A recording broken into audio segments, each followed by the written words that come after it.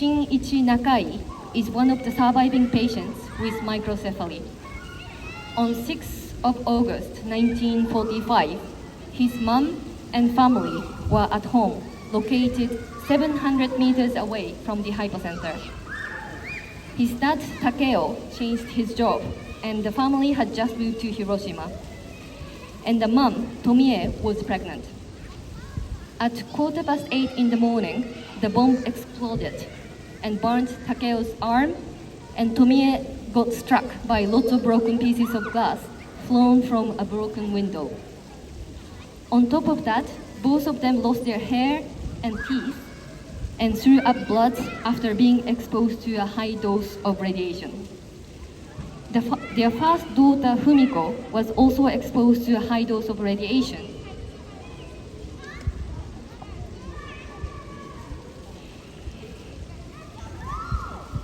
And passed away a month after in September 1945. 5 months on, Tomie gave birth to Shinichi on the 1st of January 1946. The baby Shinichi was already suffering the consequences of in utero radiation exposure. There was a tumor behind his right eye, and he had to get his eye removed before he hit one. He also had the condition of microcephaly with a severe intellectual disability and could not read, could not do any calculations, and had to quit his primary school after a few months of attending. Back then, there was no awareness of the condition of microcephaly, and he got bullied and verbally abused by children throughout his childhood. His sister Yoko is looking after Shinichi, who is currently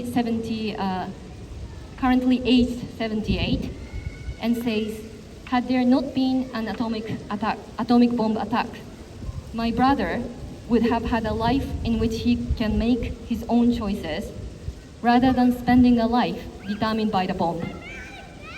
I am hoping one day the world without nuclear weapons will come." Why don't we ask ourselves, are nuclear weapons acting as a deterrent of conflict and serving to maintain peace, as nuclear advocates claim? The answer is clearly a no. There are tons of nuclear weapons in this planet, and we still have conflict. It's clear that the possessions of nuclear weapons do not stop conflict. Let alone using them will not stop conflicts either, as it would only trigger another use of nuclear weapons. Why don't we, humans, use our brain to think about how to solve conflict without relying on nuclear weapons, or more generally, without using violence, instead of using our brain to invent more powerful weapons? I will end my speech with a quote from an Indian leader, Mahatma Gandhi. "Non-violence is the greatest force at the disposal of mankind. It is mightier than the mightiest weapon of destruction devised by the ingenuity of man."